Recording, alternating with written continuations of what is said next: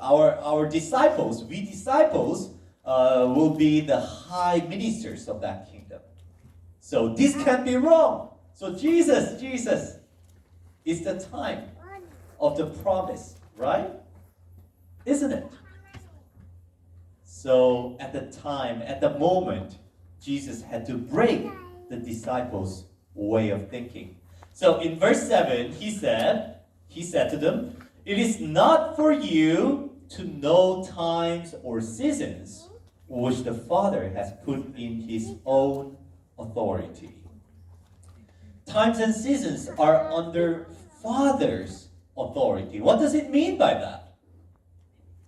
Why the Father has the authority on the time and season? Over the time and season. Why? If we look at the ancient Jewish wedding customs, we can understand very well the saying that the time is under the Father's authority. Let me briefly explain the Jewish wedding custom for you.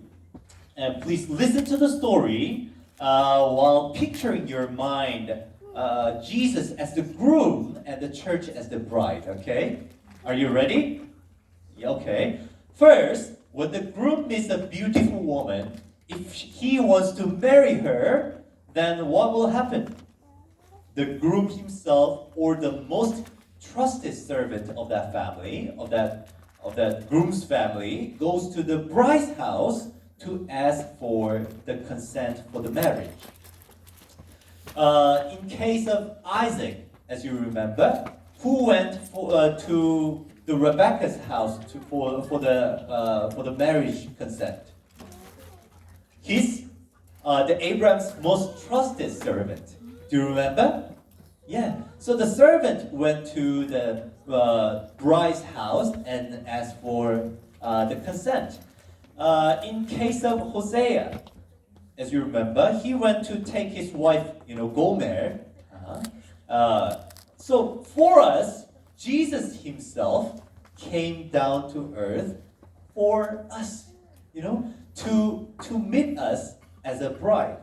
And so the groom visits her house. And the second stage is that the groom pays for the bride, pays the payment for the bride. If the price is paid, two things happen. First one is that they sign a covenant document stating that they are now legally engaged. Okay? And second, they share a cup of wine to fix the covenant, to seal the covenant. What does this mean?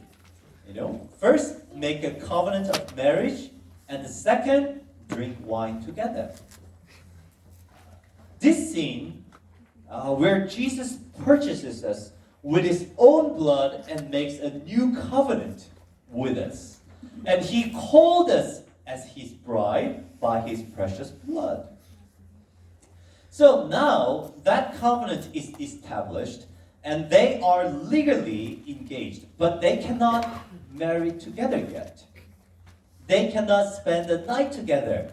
They cannot have honeymoon yet. Why? One thing must be done before the marriage. What could it be? The groom had to leave her house to prepare a place for the woman, for the bride. The groom has to build a house for a wife. In the Bible, we see Jesus' earthly parents. Joseph and Mary are in this situation. They are engaged, but they are not yet married. Okay? So they couldn't live together. So they had to build a house. The groom had to build a house, build a place called chuppah. Have you ever heard about the word chuppah?